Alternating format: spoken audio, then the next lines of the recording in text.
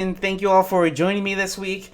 Oh man, we're almost done with this year, and it feels like this year just flew by. And yeah, so to everyone who's with me right now, everyone in the live chat room, I love to thank everyone in the live chat room before I begin.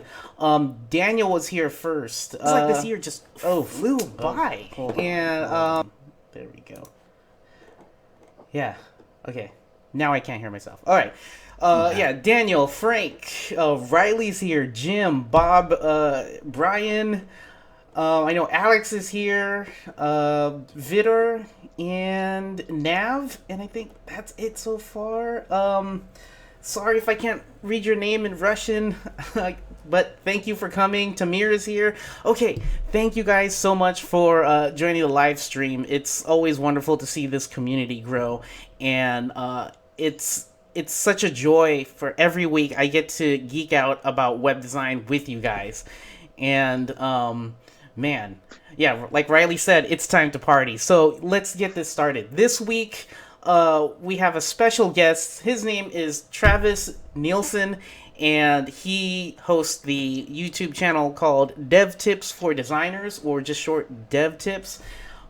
Really cool guy, and he's been using Webflow for the first time, and he's been recording his first time user experience creating a site from scratch.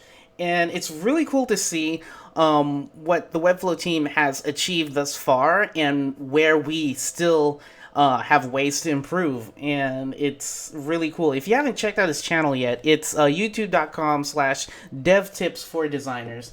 And yeah, let me just go over to the webcam with Travis. And there he is, Travis. Travis Neilson, thank you so much for joining us. Thanks for having me. Oh, I said Nelson. That's my name. No, Nielsen. I wasn't going to correct you. I don't care. No. But so, if you haven't met Travis yet, he's an interaction designer over at Google, and he's also an awesome YouTuber and developer as well. And this week's topic is all about, a developer's point of view or perspective on Webflow. And a lot of people think Webflow is just for designers, but it's actually for both sides. Mm-hmm. But before we get into that, how you doing, Travis? I'm doing good, man. It's 10 o'clock in the morning. I've had my breakfast. Nice. I'm good. Yeah. Nice. What was your breakfast of choice? Well, I usually like to eat whatever. I mean, today was bad. I had pancakes, but I usually eat just like whatever greens I can and maybe one or two eggs. Okay. Well, you can't say no to pancakes. I tried to be good, but it was pancakes. They were pumpkin pancakes. Well, so I was like, I'll be a little festive. Yeah, it is the season, You can't say. How does anyone say no to? It's basically cake and sugar, right? In the morning.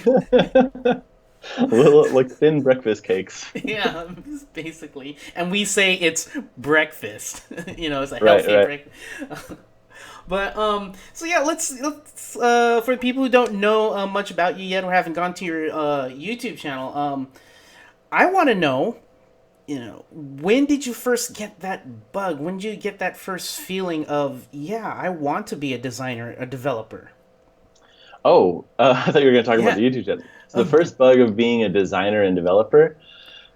This is like an answer you probably hear from a lot of people. Like when I was in like high school, I was in like a rock and roll band, and it was that whole story. Like you need a T-shirt, you need a flyer, you need a poster, you need an album art, and then I was like the one who was kind of like artsy. I was into comic books, and I would do that stuff, and I learned screen printing, and I learned I would like go into the copy room at school and like steal a bunch of copies and like learn how to do like edits and then like this whole kind of like DIY kind of like punk rock thing. Yeah. And then I was kind of also like the business kind of person of the band. Like I would make the gigs, I would schedule the gigs and try to meet people and try to be like that kind of person. And so that came with the internet. So this is like in the late 90s, early 2000s. And it was like, oh yeah, well, you need a website, and so I was like, well, I'll go make one of those. So like there you go, GeoCities, and Yes, I was gonna ask yeah, you that. Like, what was the yeah, platform you first used? yeah, Angel Fire, which doesn't exist anymore, but Yeah, like is very very similar to GeoCities yeah. and things like that.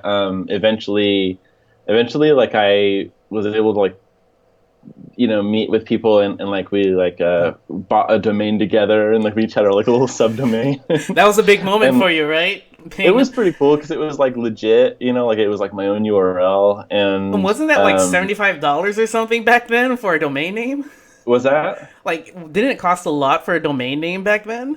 it was prohibitive, especially for me. I was like a poor kid, like I didn't have my own like resources or anything, so like it was a lot of like bargaining and negotiating, like the rule, like for them to allow me onto like the domain, I had to like make sure my site was updated like every other week or something, or like there was like some type of rule, and then I also had to help them with their design because like they let me on because I was good at making things look pretty, which I called design, but it wasn't design. Like it was decoration back then, like very David Carson, very like surfer punk kind of like Yeah, everything was like everyone starts yeah, somewhere, and yeah, I yeah. I started with animated GIFs, copying animated GIFs from other pages onto, like, I had lemmings as my horizontal rules, and then the running dogs and whatnot. And Oh then yeah, 3D yeah, text on fire. yeah. And then there was this other band called Waxwing. They were from Seattle, and I was like in love with them. And I emailed them, and I was like, "Hey, your website really sucks." And Were you and I that do this. blunt? Yeah, yeah. I was like, your website's not very good, and I do web design, and all I want is to see you guys play live. So if you come to Las Vegas, I will make your website for free. And they're like, we can't make it to Vegas because like that's like a whole thing, but we do like what you're doing, and we'll ship you like a bunch of swag. So like they sent me like all these records that were signed Oh and wow. like shirts and sweaters and like stickers and all this cool. It was like it was like this like payday, like, and I was like, 17, and like my favorite band sent me all these albums and signed LPs and everything, and for me to like do my art that I was doing anyway, and then give it to them. The band doesn't exist anymore, and the art that I did, the website doesn't exist anymore. Thank goodness. But it was like it was like one of those first moments where like it kind of clicked. Like this can be a thing that people want and will pay for in some way. And although it wasn't money, but it was like this sign that like it's valuable. What I'm doing is valuable. Yeah.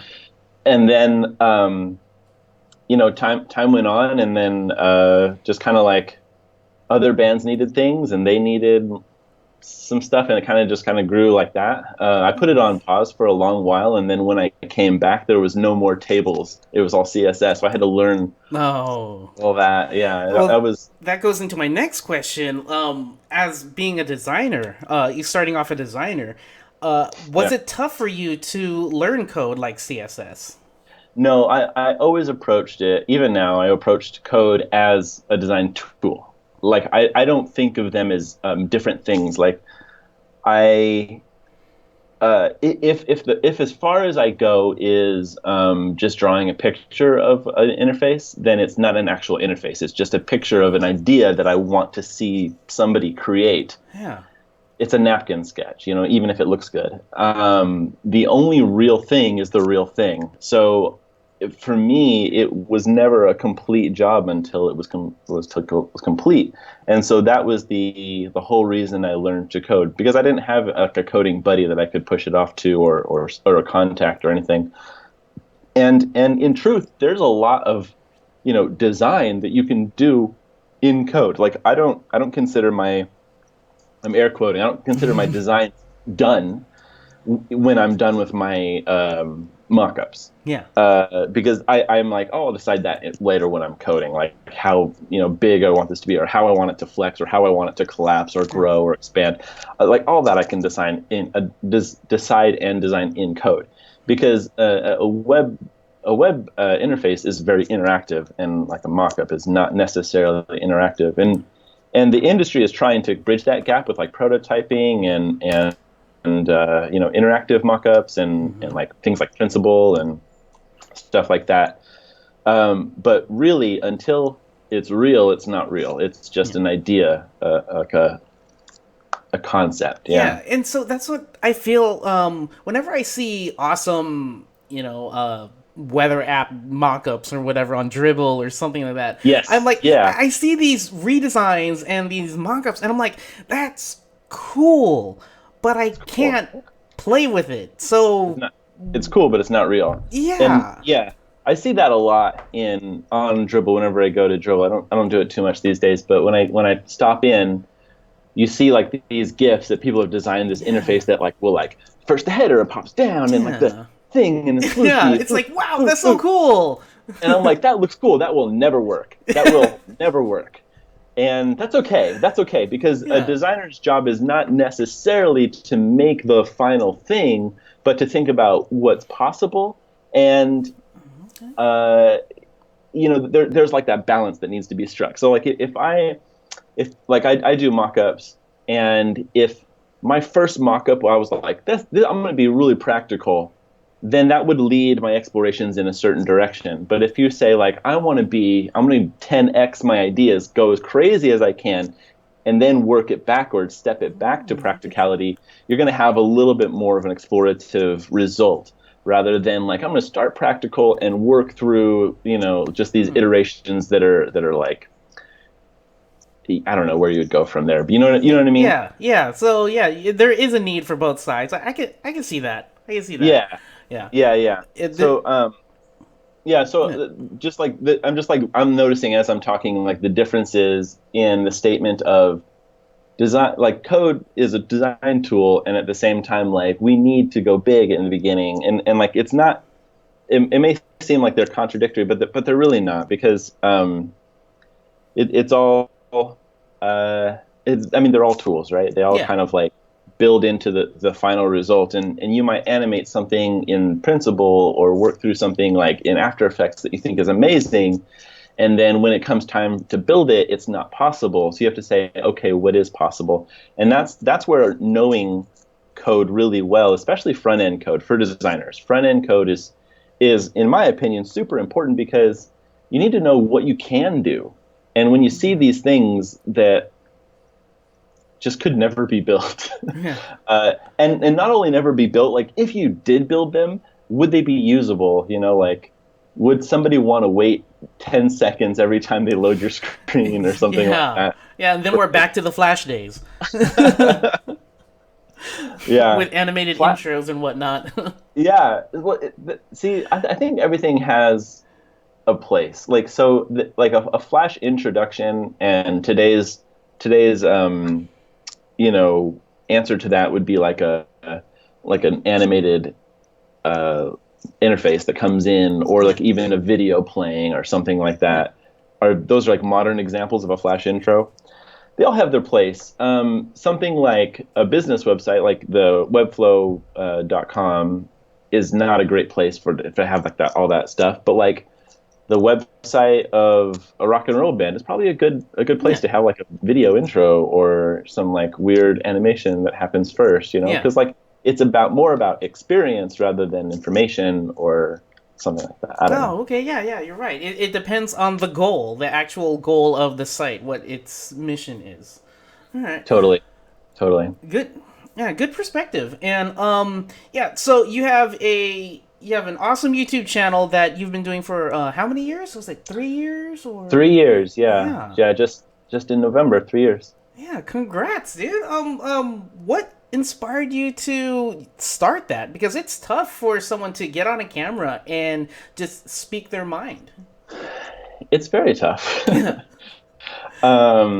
Okay, so the story with that is I got a job at this startup that did analytics and reporting on online video. So not just YouTube, but all online video, Facebook video, Twitter video, like everything.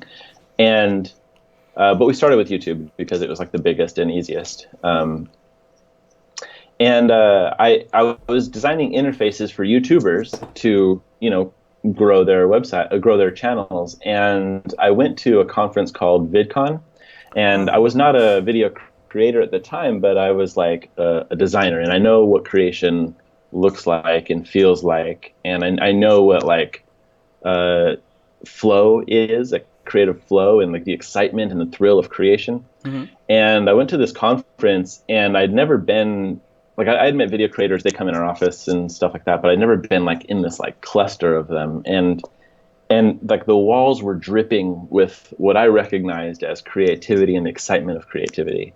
And it was really, really thrilling and inspiring to be there. And I registered the channel on the conference floor. Like I sat down in the middle of the people walking by, and I registered the name, and I was like, I'm going to do this. Nice. And that was like the inspiration, but like the practical reasoning was that like, you know, if I'm going to create for these people, I need to understand them. I need empathy for them. I need to be one of them. So I started like uploading and started like learning like what are the joys and sorrows of being a video creator. Like what are they interested in? What is it like to watch the subscriber numbers or the view numbers, and try to understand and affect those changes.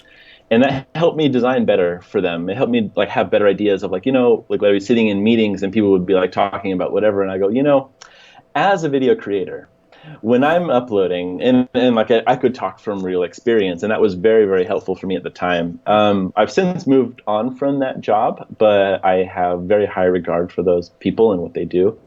But I don't design for video creators anymore. But what keeps me going is just like the impact that I have on the people who do watch the channel, and being able to help them and kind of like shepherd in the new generation or something like that. Yeah. I don't know. Yeah. It's thrilling, yeah, but. Well, you know, giving away free knowledge and telling people from the heart your career journey. You know, that's really valuable, and that's what I try to do too, is to tell people what it's like to be a web designer, and like, because there's so many things, there's so many different paths to a web designer. Web designer is so broad now; it can be split into so many pieces. So thank you for doing that and helping the web design community.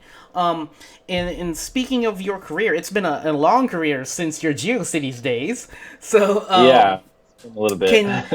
And speaking about being real, what I like to always ask my guests is, has there ever been a low point or turning point in your career that you had to overcome? And if so, how'd you overcome it? How'd you get back on that horse?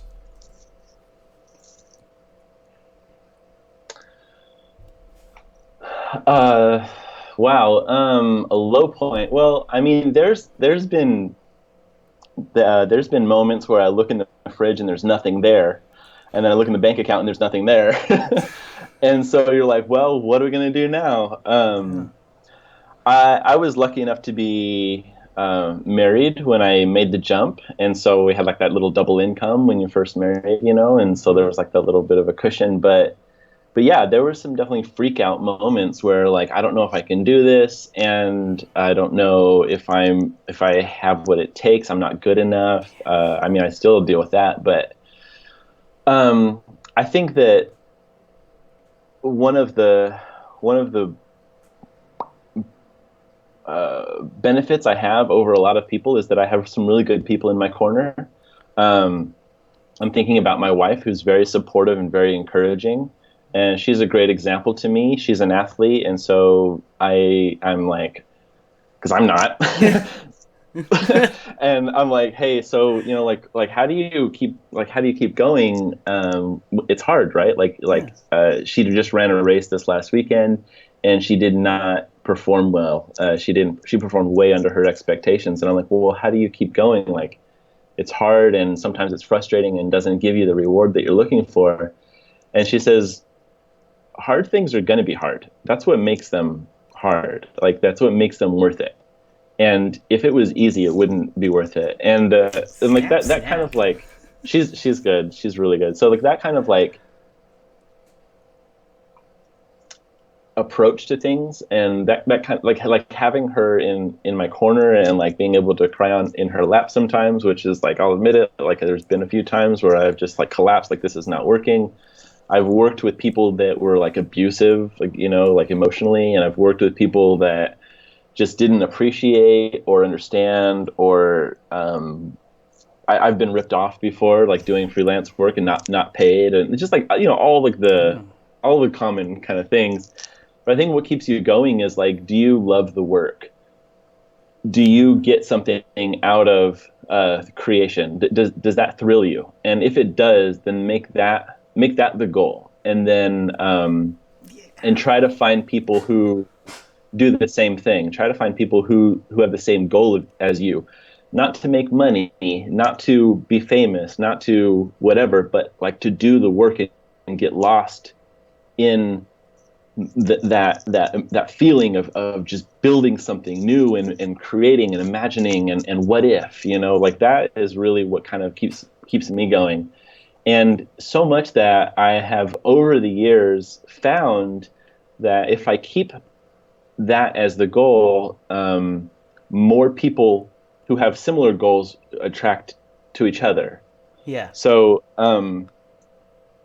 every new like employment that I've had has been like more and more aligned with that, and you just kind of like jump and realign and readjust, and like eventually you're surrounded, like right now I'm at Google, which I'm surrounded with people who are just in love with creating and trying something new and taking a chance. And I was chatting with one of my colleagues, and he was like, "Hey, did you get that mic?" Blah blah blah blah. We're talking business, and then I just stopped, and I'm like, "Isn't this amazing?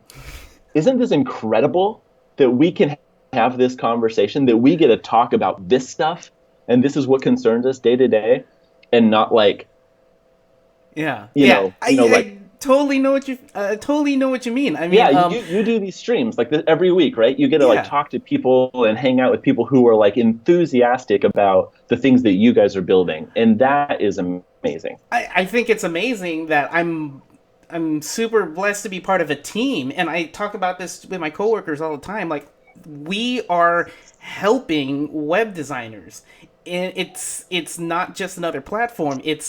We're trying to help designers and developers hold hands and finish the project together. And like, oh man, everything you're saying, oh, super inspirational. I'm gonna definitely take a clip and see if I can just take that one segment. And props to you for finding that support, finding your wife, and like it's so nice. To hear that you have that support, and that's what I feel that all designers need. It's if you're doing it for the love of it, it's going to be tough, but that's why you got in there in the first place. And so, like you said, surround yourself with people that have the same mindset, because if you need support, they will be there for you. And that really awesome answer, man. So good. The people, like, I'm just thinking of my wife right now. The people who, I'm advising you to surround yourself with don't need to be designers. They don't need to be developers. Yes, you should go to meetups. Yes, you should like meet people who are specifically that. But you don't need to only associate with people like that. What I'm talking about is supportive and understanding and encouraging people. Those are who you need to surround yourself with.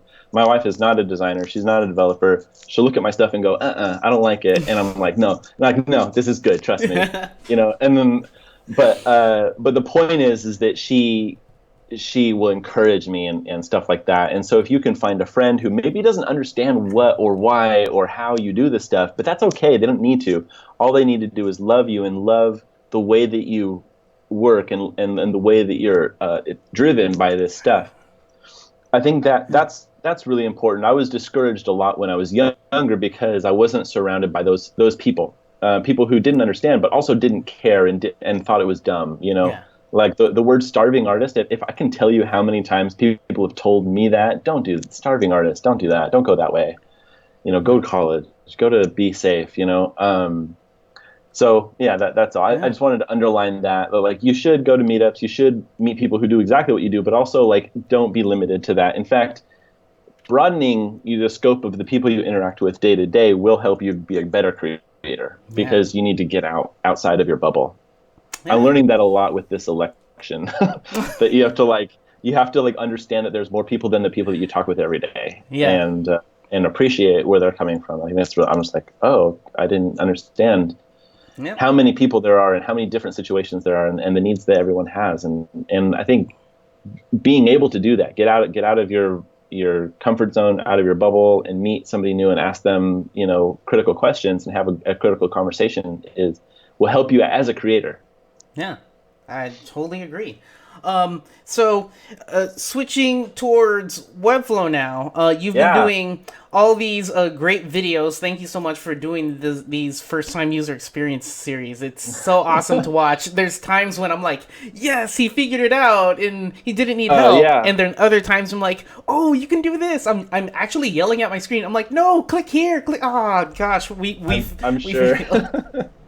But it's a great study, and so where and I think I already know the answer to this, but like, where did you first learn about Webflow? I've heard whispers and stuff about it for a while, and I just assumed it was another Dreamweaver, it was another Squarespace or whatever. Yeah.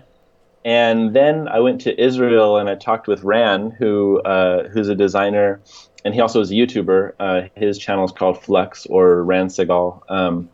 And he was using it, and he showed me, and actually videotaped it, and he made a video for my channel about how to use it. And I was sitting there watching him do it for the first time. I was like, this is not what I expected. The thing that really surprised and delighted me was the fact that it's a visual interface for manipulating the DOM, which is not what you've seen before. Everything like Muse and stuff like that, you're dragging and dropping on the interface, but you're doing it more like you would with like InDesign or like Sketch or something. And then there's like generating code in the background. But the difference with Webflow is like, do you want to take this element and put it in this container? That's the question that you're answering while you're dragging, which is completely different than answering the question of, where would you absolutely love to position this? Absolutely, So it was a really different approach, and I thought like, whoa, man, I need to discover more about this, and so that was like the whole, like, that started it, and so when I got home from my trip, I emailed you guys and I was like, hey, I want to learn more about this. Like, do you want to partner up? And it was really good, and it was kind of like this, because oftentimes when you're doing tutorials, you learn about the thing and then you teach it. Yeah. And I've just been like messing around with it, kind of like not live, but like I've been messing around with it and just publishing my my mistakes and my the whole process. And I'm not sure how educational it is, but a lot of people are getting different things from it. They're like, Travis, I love seeing you make mistakes. I get that a lot. I love seeing you like be frustrated, because I get frustrated. That's what the real development experience is like. 99% banging your head and 1% success. Mm-hmm. That's what real development is. And it's the same thing when you're learning any new tool, whether it's a gulp workflow or if it's like a tool like Webflow. There's going to be like mistakes and frustrations along the way, and then the joy of success is going to be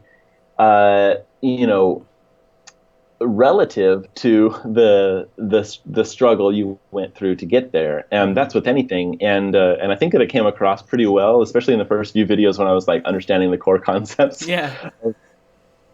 But it's cool, and I got a cool side out of it. So yeah. So it was a fun experiment, and I think that there's going to be more like refinements over time with that particular project. But I think that it was a great way to like not just introduce the concepts to my audience, but also to like help them to understand that like this is what the messy work of learning looks like, and to kind of like put myself in that vulnerable position to have people be like, dude, why did you not do the easy way? You did the hard way, like. Yeah, well, that's me yelling at my screen. No, click here. No, Right. oh gosh, oh well. Yeah. But Yeah. just like with anything in web design, there's no straightforward path to anything. There's so many different ways to get to that same goal, and I think that's the awesome power of Webflow is that you can take almost any route you want to get to that goal. But one thing that is always on a lot of developers' minds is that was it tough to let go of writing, hand coding HTML and CSS directly into a web development tool? Well, there are moments where like uh, so when you're really good with a tool, Yeah, what's the phrase? Like when you're good with a hammer, when you have a hammer in your hand, everything looks like a nail. Have you yeah, heard that? yeah, So like I'm pretty good with front end code, and I'm like when it's like more than 2 or 3 seconds to find the button or to figure out the concept, I'm like, I'll just code it, you know. yeah, So but like committing not to do that is a good way to get around that tendency. But after you get the concept down, what does Webflow think about containers? What do they think about columns? What do they think about Flex or even data? Like how do you pump it in or create a collection and things like that. Once you get that stuff, it's like actually fun. It's fun to like build without yeah. having to use the code.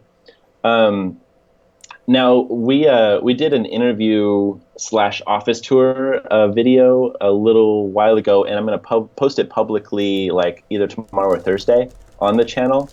And when I was talking to the guys there at the office, they were good to explain that Webflow, they said about 80% feature parity with front end development.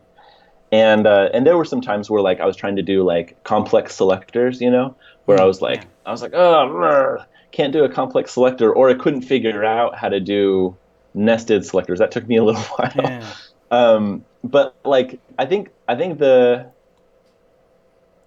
understanding the tool and understanding its limitations and benefits is where you're going to have the most success. If you think that any one tool can get you 100% of the way, this is how it is in code development as well, or even design tools. Like I'm using XD at work, and everybody's using Sketch, and I'm like, well, yeah, where's the parity here? Where's the benefits and drawbacks? And like I'm talking to people about their tools, and not everybody is 100% happy with the tool, but as long as they can do what they need to get done, like that's really what matters. yeah, And so this is the same with code. Like if you choose Rails over PHP or some other type of frameworks or languages, there's going to be benefits, but there's also going to be drawbacks.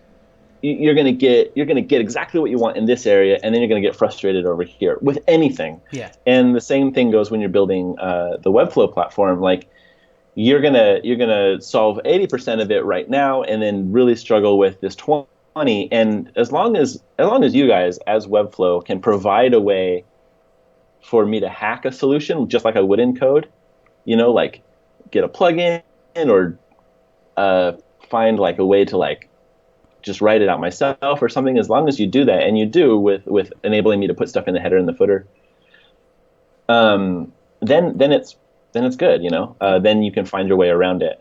yep. And Oh yeah, I yeah, totally agree. There's a lot of things that Webflow does, but the things that it can't do, uh, that's why I'm super grateful that we have a custom code area for that in embed component. Because I'll tell you, just last night I was helping my wife with a site, and we don't have a way to put dynamic lists and light boxes together, and so I had to hack that myself with code.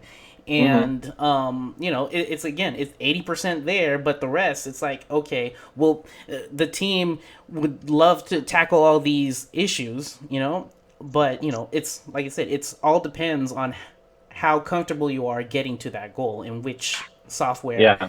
will help you, and it's not always 100%.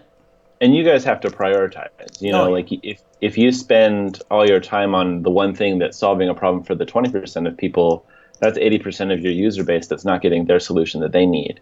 Yeah. And so you have to really prioritize those things. And also, like, I really had the insight that using Webflow is a great way to learn code. So when my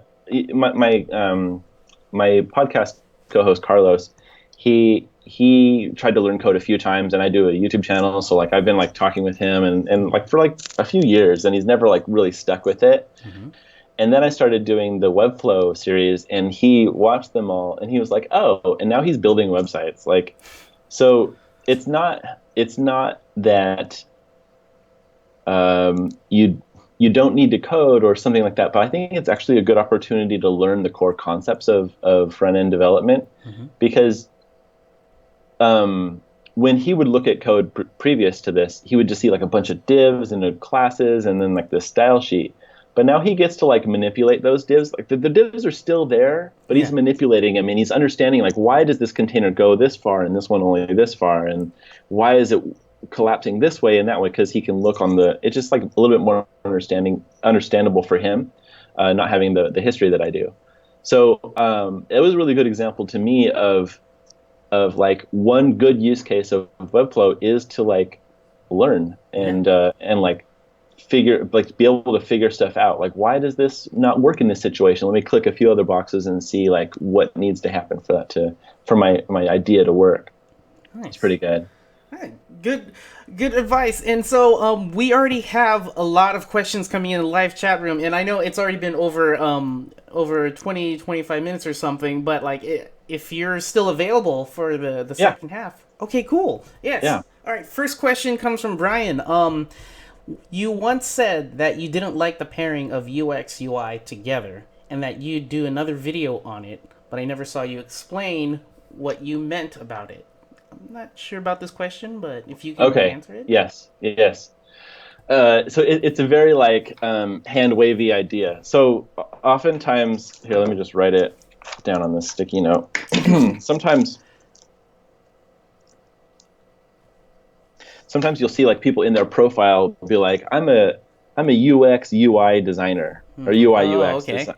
That pairing of the ideas, and I'm kind of critical of that, because it's so easy to be like, I'm a UX UI designer, and then expect people to understand and appreciate what that means, and it makes me feel like the people who talk that way don't appreciate what it means because they're so different, right? Yeah.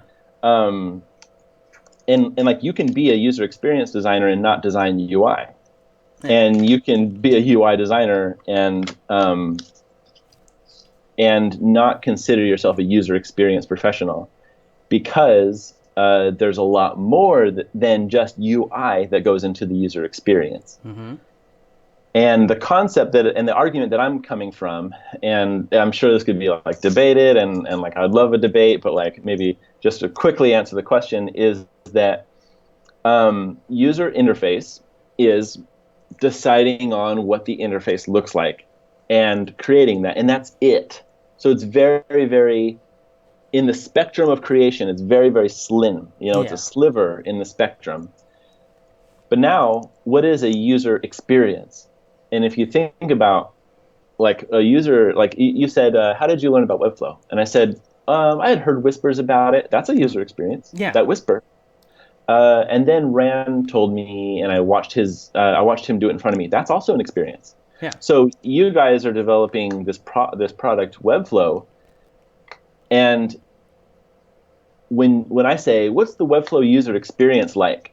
You might think like, oh, we have this sidebar here, and across the top are these things, and on the left you drag out. That's UI.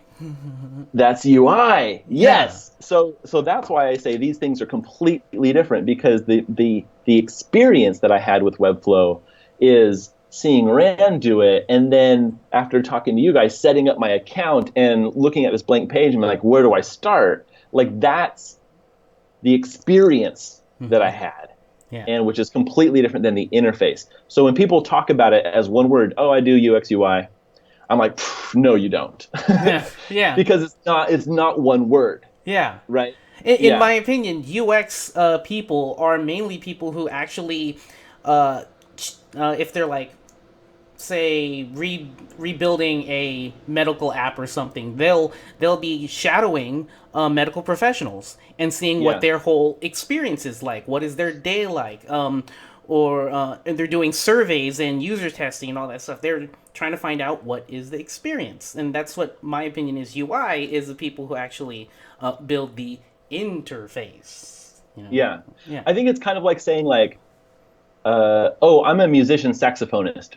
Like it's kind of weird to say that because like everybody who works at Webflow, you have researchers, you have the CEO, you have the finance person, you have you who does the community stuff. You're all user experience designers. Like you right now hosting this broadcast are giving the people an experience. You're designing an experience and you're representing the product. But not everybody is designing a user interface. So to be like, I'm a UX UI is kind of weird. Yeah, like I'm a musician saxophonist. It's a weird way to say it. Okay. Next question from O'Reilly. He's asking, for someone who wants to start a YouTube channel covering design and development, how do you keep your content from not being like everyone else, talking about the same topics? Ooh, good question. I don't know. I think I talked a lot about the same topics. So here's the thing that will help with that, though. You have to kind of appreciate that everybody will talk about the same thing in a different way, because your experience with those same topics are different, and your approach and your understanding and the way that you convey that information to your viewers is going to be different. And so I wouldn't be worried about saying the same thing. Like if you're into like Rails and you see another guy who's into Rails and be like, oh, I can't do Rails now, but that's not a concern. Just do what you love. Do what you're interested in. Do what you love. Same as like the career, right? When we were talking earlier, just be interested in the work. Now, presentation, that's where you can vary. Like that is what will make you different. How you talk about it, not what you talk about, but how you talk about it. And to do that, I would recommend getting a wide influence. So when I was starting out, when I was looking for influences and doing audits of channels that I thought were good and that I thought I could, learn from, how many of them were tutorial channels? 0. I didn't look at tutorial channels. That's not what I was interested in. I watch news channels on YouTube. I watch comedy on YouTube. I watch things like that, things that are more like personal and informative and that have a face. You watch this person, you watch this vlogger that has an opinion about something. Everybody's talking about, for example, in America, the election, right? Everybody's talking about it. But who are you watching and why? Why are you watching them? That's the question you want to answer. And maybe they're funny, maybe they're serious, maybe they're intense, or maybe they're just chill. That is really what you want to pay attention to in your own space. How do you talk to your colleagues? How do you talk to the people that are close to you? How do you represent those ideas? What resonates with you when you think of your favorite conversationalist? I have this friend who I just love talking to. Why? Because he's good at talking. He's just really good at having a conversation. He makes you feel like you have a good idea. He makes you feel like what you're saying is so interesting, or he makes you feel like that he's thought about this and he wants to run it past you because he trusts you. Like that kind of. And I'm like, how can I share that emotion? How can I share that experience with my audience? I think thinking about the experience of the audience is much better than thinking about the content that you're going to create, the information that you're going to cover. And I see that to be true in a lot of the YouTube channels that I subscribe to. One in particular, in the same kind of space of same topics, is tech reviews. I want to know what next cell phone I should buy, and so I look at all these reviews. And so one that always stands out is Marcus, MKBHD. And I feel like the reason why he has so many subscribers and why he's so good is because he's really chill. I don't want to be sold to. I just want to know how the experience is of said gadget that I might be wanting. And what he does is real. He talks about everything where it's bad, it's shortfalls, and why it's really good. And he leaves it up to you, the watcher. It's up to you to buy it. I don't have your money. I'm not telling you to buy something. Just go for it. And with so many channels being sponsored and saying, "Oh, you should buy it. It's really good," because they were sponsored by it or they were given a free gadget. It's like it's too salesy. And so, what I like about your Webflow series is that, again, you're showing what we aren't doing right, and that's real. And so, Riley, if you're trying to make a YouTube channel, be real, and people who like your realism and your thoughts will come and subscribe to you.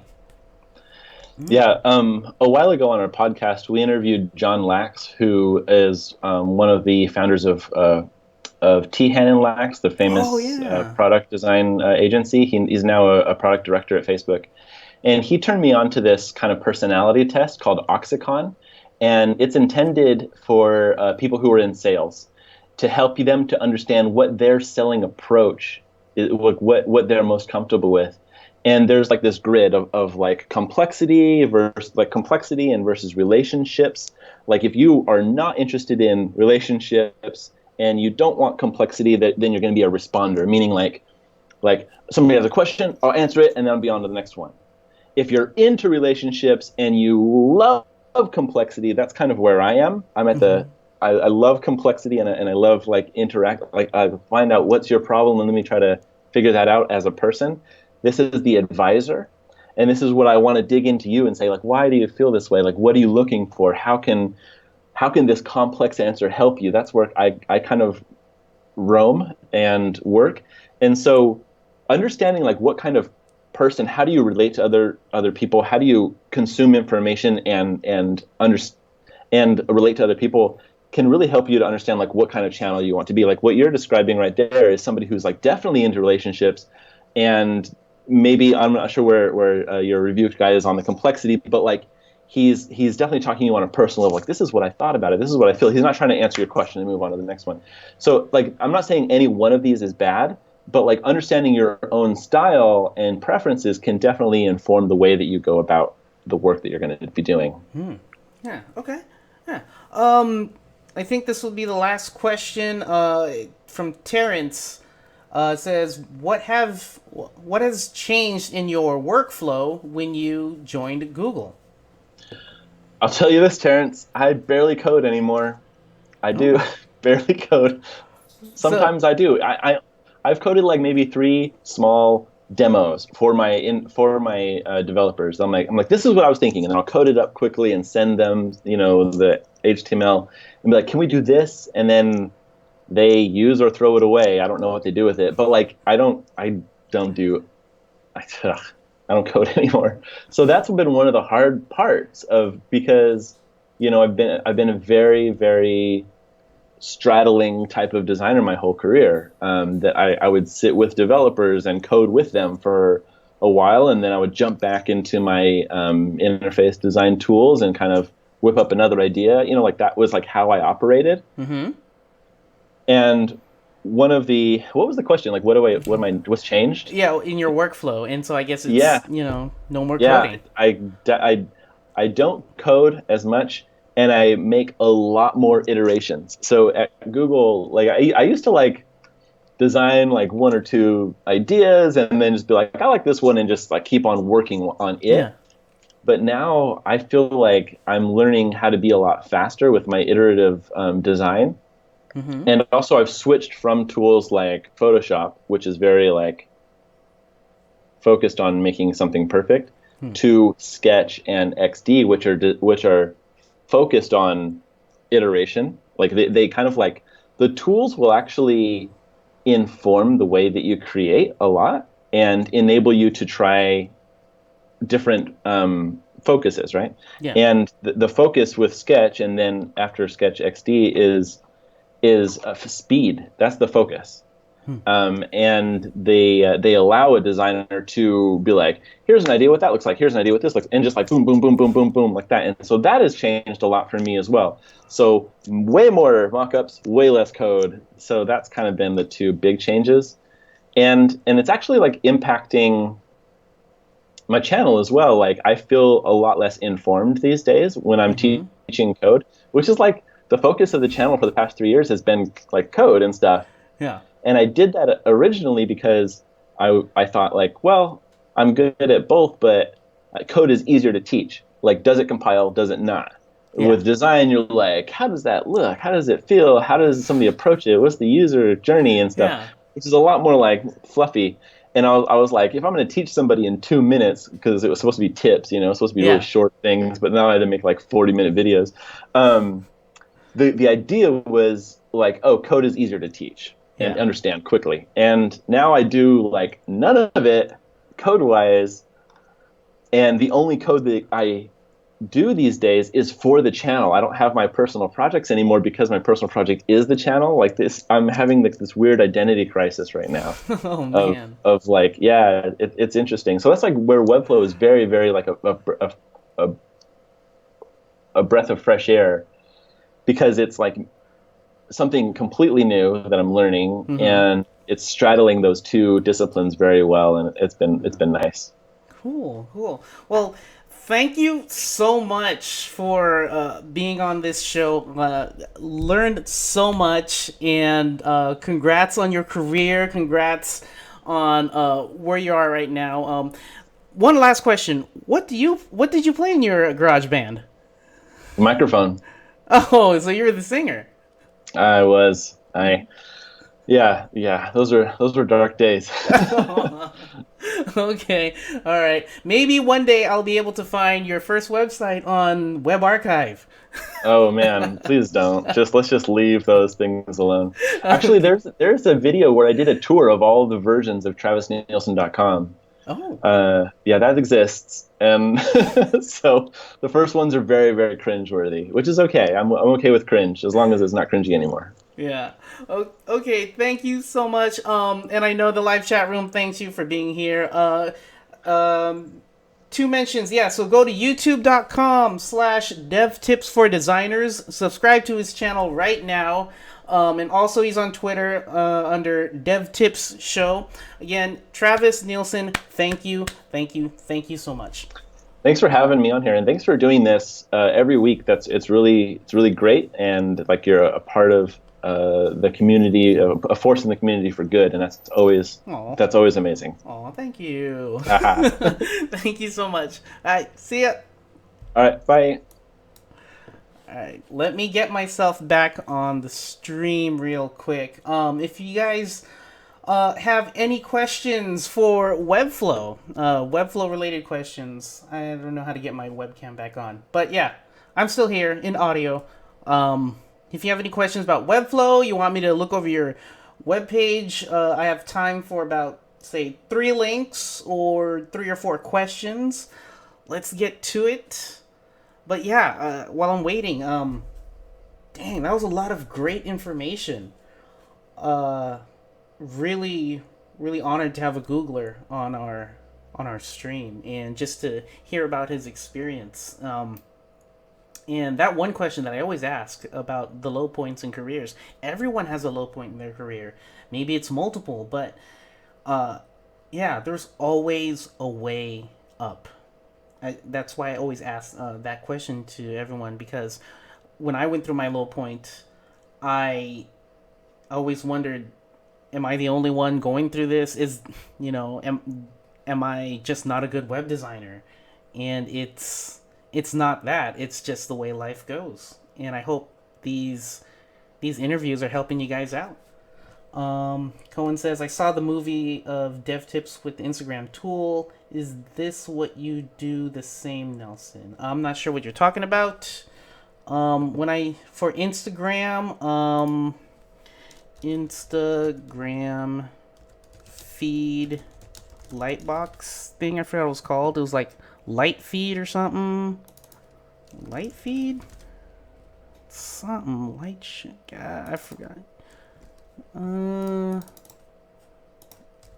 embed. Light widget. There it goes. Yeah, this one's really cool. Lightwidget.com. That's what I use. I'll put that in the chat room. There we go. Yeah, so that's the one I use.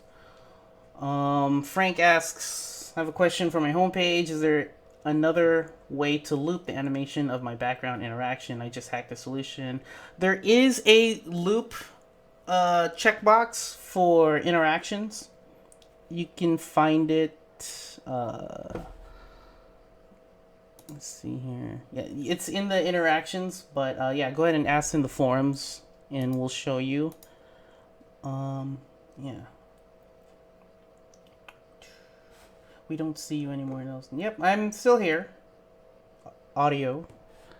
Like, maybe if I should go to Hangouts, maybe you can see me. Do a video call. Oh yeah, if you wanna, let me see here. Does this work? Can it click on me? Ah, there we go. Cool. So I think this works. I'm back. Any updates on portfolio profile? Oh, okay. If you're talking about the community, you know how you have a hire me button on your Webflow profile page? Yeah, we are working on a better version for profile pages. I don't know when that'll be out, but it just like with everything, it's coming soon. And the thing I can tell you, and I've always told you guys, is the big overhaul to make the plugin marketplace a real thing. So everything you guys are asking for could become real because the community can help us build the features that you guys have been asking for in the wish list and the forums. So yeah, it's huge, but you know, we want to make sure it works for you guys. Okay, Frank, what are you doing? Oh, that's cool. Okay, so what is, that's interesting. I like it. Okay, so you want, okay, I see what you mean. So it's going to probably stop and then it won't repeat. Huh, how would you do that? I had no idea. I would have to, yeah, post this on the forums and then I'll go ahead and look at it. Don't forget to post your read-only link, but this is nice. That is great. Bye, Jorn. Thanks for joining us. Anything else? All right. I'll take one more question or one more link. And as I'm waiting for that, I want to say thank you all. I want to say thank you everyone in the live chat room. Frank, Antonio, Brian, Jorn, Mikhail, Anna. I know Michael's here. Riley, Cohen, Jeffrey, Anna, Naweed, Nav was here. I know Terrence. The first person who was here was Daniel. Sounderoso Richard. Okay. Anina. Davida, hello. I've seen you on the forums a lot. Hello. Anyone else? Terrence. Yeah, thank you all. And I truly mean that. Thank you guys for stopping by. It really means a lot to me because I've always wanted to be part of a community of web design geeks that can geek out about the little nuances of the web and all the things it can do. So thank you, everyone. Okay, here we go. We got the last link from Trevor. Smile Lock. Okay, let's see. Oops, don't want to put it there. There we go. Smiling Locksmith. Okay. Oh, that's cute. Okay, you got a smile off of me right there. Okay. Right now, I'm gonna be honest. I don't know what to look at. There's like so many things. My eyes, if you can follow my mouse cursor, my eyes started from here, your logo, because it made me smile, and then it's, I guess, just like your branding, how everything is a circle. It made me go, what do I look at first? What do I look at first?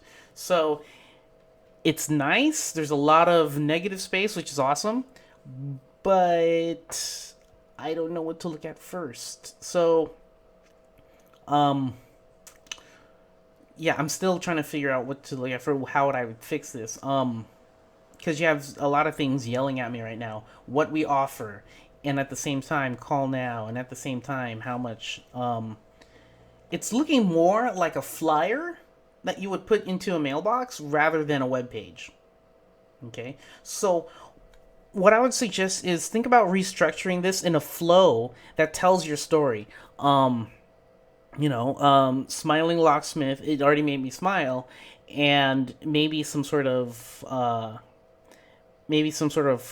text that says, we help you feel safe and happy. Scroll down to learn why, or something like that. And so they scroll down, and then they start to learn what you offer. You scroll down even more, and then you have a picture of the. So yeah, so right here now we're having a flow, and this is good. See, services that you offer, and this is tab. Great job. I love your iconography, really good. Yeah, your hero row is the one that needs work, but besides that, the way you have it right now, really good. Okay. Yeah, great job. Thank you to everyone again in the live chat room. Regular sign-offs. Here we go. If you have any account, billing, or technical issues, hit me up, or hit me in the customer support team up at support@webflow.com. We'll respond back as soon as possible. If you have any design or custom code issues, like how to put a Instagram embed into your Webflow site, those kind of things, post them on the forums. A huge global community, helpful community, is ready to help whenever you post it on the forums. What else? Social media. You can follow us at Webflow app, or on Facebook. It's facebook.com/Webflow. If you want to follow me, it's at Webflow_Nelson or at The Pixel Geek. And this stream happens every Tuesday at 10 a.m. Pacific time. Next week, we will have our first community spotlight episode. So yeah, every month, I'm going to dedicate it to one of you guys. I'm going to ask one of you guys to get on the show, and I want to know more about you. How did you find out about Webflow? What do you use Webflow for? How is it helping you grow?